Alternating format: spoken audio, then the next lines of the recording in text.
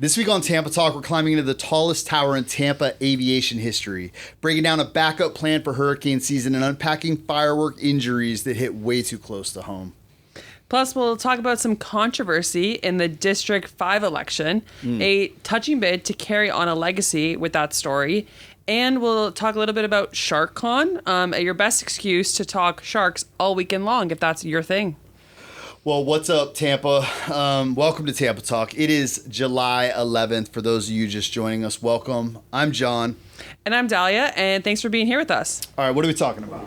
Well, for this week in the work, I would like to honor Ardell O'Neill, who passed away a couple weeks ago on June 30th at just 78 years old, a few days shy of his birthday, which is July 14th.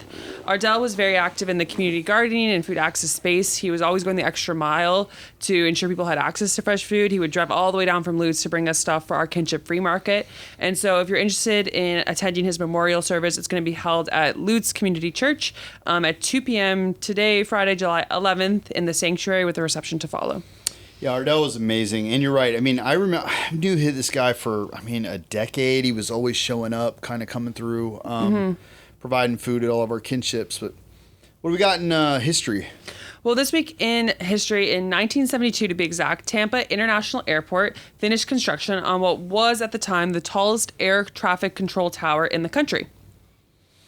It stood 227 feet tall and was designed to oversee Tampa's revolutionary landslide, air slide terminal layout. This was a groundbreaking airport design when it opened in 1917. And so instead of the traditional long terminal corridors, Tampa setup used automated people movers, so trains, to connect a central terminal to satellite airsides. So this was way ahead of its time when it came out. It was, and the tower needed that height to keep visibility across the whole operation. It became a symbol of Tampa's ambition and innovation in aviation. And so the airport kept growing, and airside F opened in 87 and then airside A in 95. And TPA still sets the standard for user-friendly design, which I've never thought about, but that's a really good design. Yeah, so you guys should check out historic photos on this week's Tampa history in the newsletter. Totally worth it. We'll get into this week's news. We'll move into some of the headlines. So first up, Orlando Goods has withdrawn from the Tampa City Council race for District 5. This comes after Florida Politics report revealed he didn't meet the 6-month residency requirement. And so he said he moved out of his home so that his daughter and her kids, following a serious accident, could have a stable place to live. And he didn't really quite understand this physical residence versus voter registration. This does come after his last time running. He had a similar issue with residency. The clerk interpreted the rules differently than him, and he has decided to bow out. And so that leaves the door open for other candidates in the District 5 race, which include Councilwoman Gwendolyn Henderson's, who passed away in June's daughter, Ariel Amira Danley. She says that her mother would expect her to step up and that running is her way of honoring her mother's legacy. Some other candidates are Thomas Scott, a former Hillsborough County Commissioner, realtor and reality TV star Joanna Colbert. So if you've seen Selling Tampa, you might know her. Photographer Daryl Ashley Dunley, who is an Armwood kicker, and the owner of the popular Crowbar, which was a cool name in the hat, Thomas DeGeorge, and that last Thursday, he was at last Thursday's annual hot dog party at the Crowbar. Fran Tate, who works in the Medical Center for Coding for Moffitt Cancer Center. Melanie Letitia Williams, a Republican who previously ran unsuccessfully for Hillsborough Clerk of Court.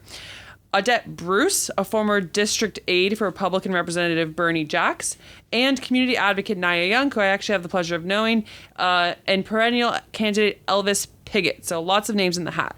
Yeah, the special election is scheduled for September 9th. Meanwhile, Hillsborough County officials are reporting multiple serious firework-related injuries from the 4th of July. So 2 people had severe hand injuries that they needed partial or full amputations. One child under 10 had to undergo surgery after shrapnel from a PVC launch tube pierced his chest. Officials also reported fires started in improperly discarded fireworks. One spread to a home's attic, another burned up a garage. Yeah, I was actually at the beach during 4th of July, and it was insane. But the National Safety Council urges folks to wear protective eyewear, never use fireworks while impaired, point them away from people and buildings, and fully soak used fireworks in water before tossing them out. So things that nobody's really doing and should be. Yeah, nationwide, there were 11 reported firework-related deaths and nearly 15,000 injuries in 2024. Definitely not worth the risk. Yeah. Switching gears, Tampa is taking no chances with hurricane season. So for those who remember, there was a lot of stormwater backup in the city after the last hurricane. So to mitigate that, the city is renting 8 backup generators to keep stormwater pumps running if the power does go out. The story we listed said the move comes after last year's Hurricane Milton, when pumps failed during a flood in Forest Hills because they lost power. One pump had a backup generator, but failed to switch and kept it offline, and the others had nothing. So they'll be using Sunbelt Rentals to supply these temporary generators to deploy to these pump stations. And it's kind of crazy that we didn't already have this in place. So it's great to know that there's a solution going forward. Yeah, I'm happy to see that they're actually addressing it. So events going on, we mentioned SharkCon, so that's first up. It's a full-on shark fest at the Florida State Fairgrounds this Saturday and Sunday. Tons of vendors, shark experts from Shark Week, Nat Geo, Animal Planet. It's everything ocean lovers could want. Yeah, you know what? Shark Week's actually my first memory of Florida as a kid, because Really? we'd always come to Florida during this time of the year, and it would always be on TV, and we'd be swimming in the ocean, and Shark Week would be happening. But kids and adults alike can love the activities, exhibits, and speakers. A 2-day pass will run you $30. So also happening, the Sunshine Summertime Celebration on July 17th at the Unlock Tampa Bay Visitor Center. It's a free event, summer snacks, giveaways, some very Tampa exclusive experiences. We'll also be out at Harvest Hope and the Ybor Street Community Garden today from 10:30 to 11:30 and from 8 to 10. Well, awesome. That's, I think, what we got for you this week. Thank you guys for tuning in. This is our very first kind of video version of this, so hopefully this didn't go terribly bad, but we will get better and better at this. If you liked what you heard, please share the show. Visit us at tampatalk.xyz. That goes directly to the Spotify link. Wordonthestreets.xyz will take you to subscribe to the newsletter we mentioned. Until next time. Y'all be good.